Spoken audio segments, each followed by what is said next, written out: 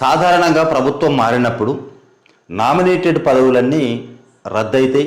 రద్దు కావడానికి ముందే నైతిక విలువలు ఉన్నటువంటి వాళ్ళు రాజీనామా చేసి పక్కకు పోతారు. మొన్న బీఆర్ఎస్ ప్రభుత్వంలో చాలామంది కార్పొరేషన్ చైర్మన్లు రకరకాల పదవులలోకి వచ్చారు, వాళ్ళు ఉన్నారు.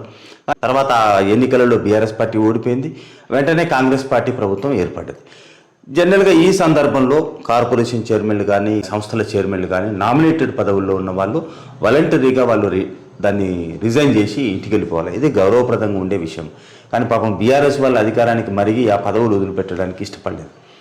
రేవంత్ రెడ్డి ప్రభుత్వం ఏర్పడ్డ తర్వాత దాదాపు వారం 10 రోజుల వరకు చూసింది. ఎవ్వరు దాని సీట్లలో కదులుతులేరు. ఆ వాహనాలు వేసుకొని తిరుగుతున్నారు, ఆఫీసులలో పోయి కూర్చుంటున్నారు. కేసీఆర్ ఇచ్చిన పదవులు రేవంత్ రెడ్డి గవర్నమెంట్లో కూడా అనుభవించాలని చూశారు. కానీ రేవంత్ రెడ్డి ప్రభుత్వం చూసింది, ఒక జీవో తీసి పడేసింది. కార్పొరేషన్లను రద్దు. చాలా వరకు 40-50 మంది దాకా ఊస్టింగ్ అయ్యి ఇంటికి పోయారు. ఇంకా కొన్ని ఉన్నాయి, ఇంకా కొన్ని సంస్థలు, అధికార భాషా సంఘము, గ్రంథాలయ చైర్మన్లు, జిల్లా గ్రంథాలయ చైర్మన్లు ఇవి ఉన్నాయి. ఇవి కార్పొరేషన్ల కిందికి రావు. వీళ్ళేమనుకున్నారంటే ఇక మా జోలికి వెళ్ళి రాలేదు, ఇవి కంటిన్యూ చేస్తాం అనుకుంటారు.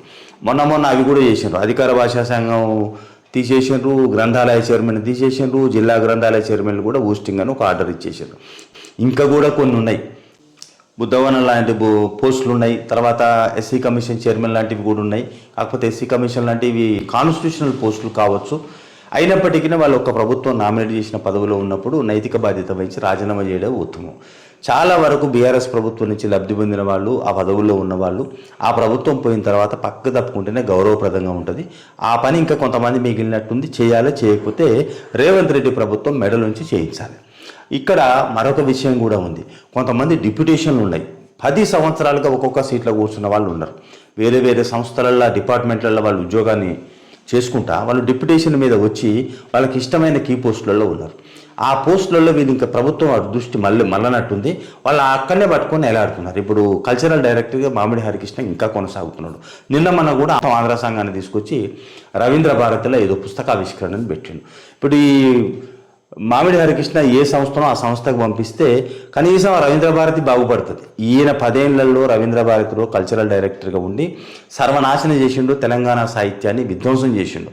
కేసీఆర్ విధ్వంసం చేస్తుంటే సహకరించిండు. తెలంగాణ వాళ్ళు ఎవ్వరు కూడా ఆనందంగా, సంతోషంగా, ప్రోత్సాహంగా ఈ మామిడి హరికృష్ణ కాలంలో ఉండలేదు. ఇప్పుడు ప్రభుత్వం మారినాక కూడా ఇంకా ఆయన పదవిలో ఏదో గోడసాటుకు నక్కి దీంట్లోనే కంటిన్యూ అయిదామన్న ఆలోచనలో ఉన్నట్టుంది. ప్రభుత్వం దృష్టి పెట్టి ఈ లాంగ్ టర్మ్ డిప్యూటేషన్లో ఉన్నటువంటి వాళ్ళను వాళ్ళ మాతృ సంస్థలకు పంపిస్తే గౌరవప్రదంగా ఉంటుంది. ప్రభుత్వం ఈ విషయంలో కూడా దృష్టి పెట్టాలని రిక్వెస్ట్.